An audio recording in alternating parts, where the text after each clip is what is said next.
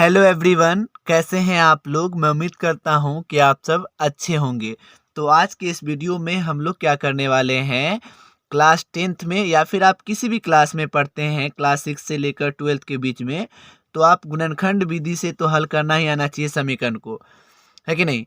तो वो हम देखने वाले हैं, क्योंकि ये ना कहीं गुणनखंड विधि से हल करना और द्विघात सूत्र से गुणनखंड निकालना, ये जो है आपका 100% आना चाहिए। क्योंकि क्लास 10th का अगर मैं बात करूँ तो 4 मार्क्स जो है वो फिक्स है ना। क्योंकि वो जो है 2 ठो ऑब्जेक्टिव में क्वेश्चन डाल देगा और 1 से 2 क्या है, वो 2 नंबर वाले प्रश्न में रहेगा। तो इसलिए आपको ये सीख लेना चाहिए 100%। और यदि आप क्लास 6 वगैरह में पढ़ रहे हैं तो भी आपके लिए इंपॉर्टेंट है कि ये आना चाहिए सबको। तो देखिए, दिया गया है कि 4x समीकरण 4x square plus 10x plus 6 को गुणनखंड विधि से हल करे एवं द्विघात सूत्र से हल कर मूल या शून्यक निकाल। देखिए, तो इसी का मान जो निकलता है ना, तो उसी को हम लोग कहते हैं उसको मूल या शून्य। क्योंकि डायरेक्ट आपको दे देगा, कहेगा कि इसका मूल ज्ञात करिए, तो आप नहीं समझ पाइएगा। तो आप निकालिएगा ना, तो गुणनखंड विधि कहेगा मूल ज्ञात करने के लिए, तो आप गुणनखंड विधि या फिर द्विघात सूत्र कोई भी लगा के निकाल सकते हैं, है कि नहीं। और अगर पर्सनली बोला जाए गुणनखंड विधि से या फिर द्विघात सूत्र से, तो वो आपको निकालना पड़ेगा। देखिए, जो निकला हुआ मान रहता है उसे कहते हैं हम लोग मूल या शून्य। देखिए, मैं सबसे पहले क्या करता हूँ, गुणनखंड विधि से हल करूंगा, तो मैं सबसे पहले यहाँ लिख लेता हूँ। दिया गया है कि 4x स्क्वायर, ठीक है, प्लस 10x प्लस 6, ये दिया हुआ है आपका। चलिए, तो आप देखिएगा, ये जो पहला है ये का हम जानते हैं कि द्विघात सूत्र का जो अपना ये होता है व्यापक रूप, वो होता है x square plus b x plus c. तो ये एक्स स्क्वायर का गुणांक है 4, ये एक्स का गुणांक है 10 और ये अचर पद है यानी 6, और ये एक्स स्क्वायर और एक्स क्या है, ये चर पद है। तो इसको ज्ञात करने के लिए, गुणनखंड विधि से ज्ञात करने के लिए, आपको ये जो पहला पद है उसे अंतिम पद से गुणा करना रहता है। यानी एक्स स्क्वायर के गुणांक को अचर पद से पहले गुना करते हैं। यानी मैं क्या करूंगा कि 4 का गुना क्या करूंगा, 6 से करूंगा, यानी इस वाले को ये आखिरी वाले से, ठीक है, अचर पद से। तो ये आ गया 6 चक 24, कितना आ गया भाई, तो 24 आ गया। तो अब 24 का ऐसा गुणनखंड, यानी इसको इतना ऐसा तोड़ना है कि आपको जोड़ने या घटाने पर कितना पुर जाना चाहिए, 10। तो आपको 24 का गुणनखंड निकालने आता है। आप डायरेक्ट ऐसे समझिए ना, 24 को क्या क्या लिख सकते हैं आप, 24 को लिख सकते हैं आप 6 गुणित 4, और क्या लिख सकते हैं 24 को, यही सही तरीका है, ऐसे जल्दी पकड़ लीजिएगा आप, 2 गुने 12, है ना, और 24 गुणित 1। आप देखिए, तो देखिए, अब 4 और 6 को पुराने पर 10 पूरी रहती है, ये वाला नहीं लेंगे, यही वाला लेना है हमको। अब 6 को पहले लिख दीजिए या 4 को पहले लिख दीजिए, उससे कोई फर्क नहीं पड़ता है, उसके साथ x लगना है, क्योंकि ये पूरा का गुना होता है, तो इसके द्वारा इतना पुरता है, ठीक है। हमको समझाने के लिए जो है 6 और 4 को ही लिखते हैं। तो देखिए, इसके साथ x भी लगता है। देखिए, तो हम लिखेंगे यहाँ से, ये वाला पहले वाला को आप उसी तरह से लिख दीजिएगा, 6x स्क्वायर। अब गुणनखंड के लिए हम क्या करेंगे, पहले 6 को लिख देते हैं, बड़े वाले को ही चलेगा, कोई भी लिख सकते हैं आप। 6x लगा देना 6 के साथ, ठीक है, इसमें भी x और इसमें भी x, प्लस 4x, गुना करने पर 24 पुना चाहिए, ठीक है ना। 6 और 4 को जोड़िएगा तो 10 नहीं पुड़ेगा, 10x पुड़ेगा, और लास्ट वाले को सेम टू सेम उतार देना है, लास्ट वाले को और फर्स्ट वाले को सेम टू सेम, बीच में ही उसका करना पड़ता है, ठीक है, इसके गुणनखंड करके। अब देखिए, अब देखिएगा कि इसमें कॉमन क्या है, तो एक्स स्क्वायर यहाँ, एक्स भी यहाँ, इसमें भी 2 से भाग लगा, इसमें 2 से भाग लग रहा है, तो इसमें कॉमन क्या है आपका, 2x कॉमन है, तो निकाल लिया।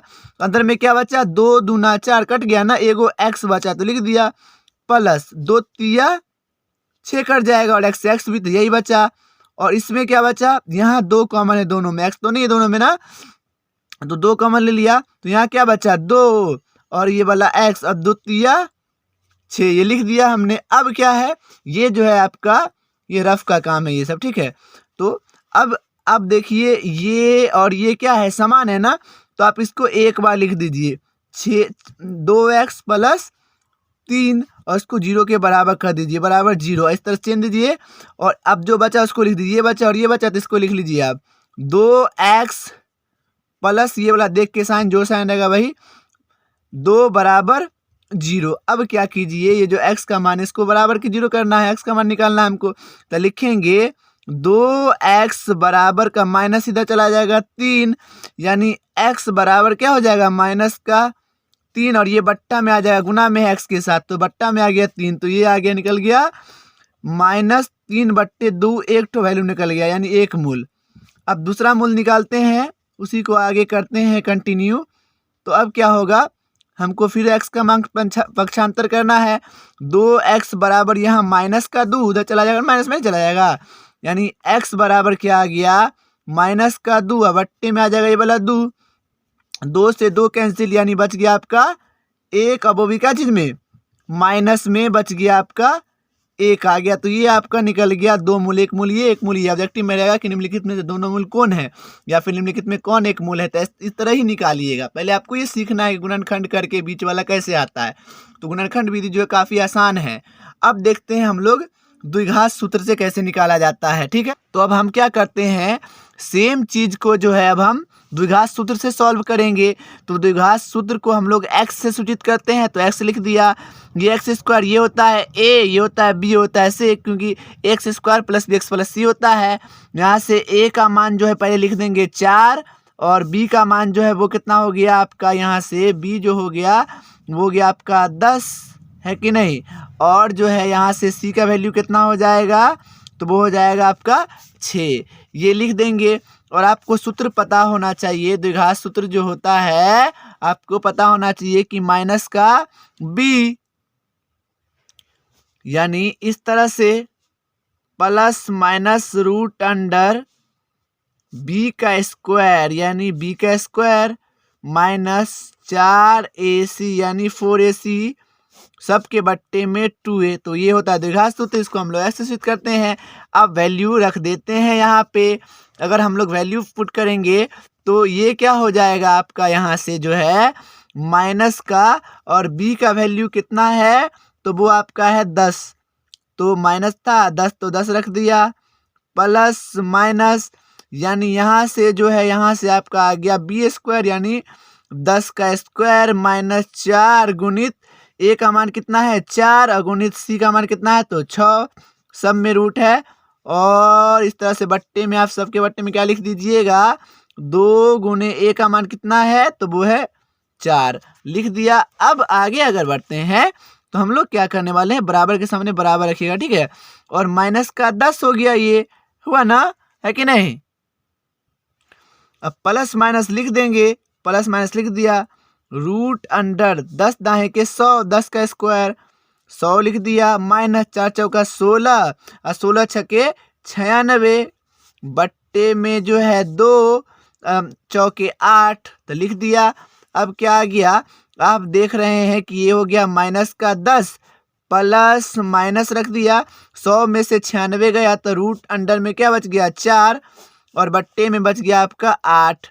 अब जो है माइनस का 10 लिख दीजिए, माइनस प्लस वो जो है आपका सूत्र से ही है, रूट 4 का जो होता है बार क्या निकलेगा, वर्ग निकल जाएगा आपका, 2 दूना 4 तो 2, क्योंकि 2 गुने 2 लिख सकते हैं, और नीचे में क्या बचा 8। अब क्या करते हैं, इसे x से सूचित करते हैं, हमें पता है एक बार प्लस वाले वैल्यू के लिए लेंगे, एक बार माइनस वाले वैल्यू के लिए लेंगे x का मान, यानी x बराबर एक बार माइनस का 10 प्लस 2/8, इस तरह जैसे उसमें लिए थे।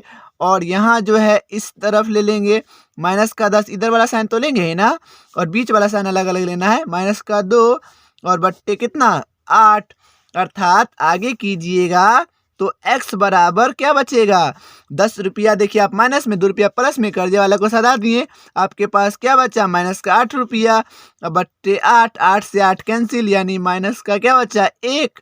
जिस तरह से उसमें भी 1 शून्य का माइनस 1 आया था गुणनखंड विधि में भी, इस तरह से इसमें भी आ गया, सेम चीज आएगा इसमें भी। आप देख लीजिए x बराबर माइनस का 10 रुपया कर्जा में, 2 रुपया और कर्जा में, यानी माइनस का 12, ये चीजें। अब बट्टे में क्या है 8 रुपया, यानी 8। अब जो है इसको क्या कर दीजिएगा, काट दीजिएगा, तो 3 से काटिएगा तो नहीं कटेगा, 4 से तो 4 तिया 12 और 4 दूना 8, यानी -3 बट्टे क्या आ गया 2 आ गया कि नहीं आ गया, सेम जिस तरह से हमने गुणनखंड विधि में निकाला था। तो ये बड़ा ही आसान, इसे हम लोग कहेंगे मूल या फिर शून्यक, 2 मूल निकल गया या 2 शून्यक निकल गया। Thank you so much. अगर अच्छा लगा है तो प्लीज़ चैनल को सब्सक्राइब कर लीजिए।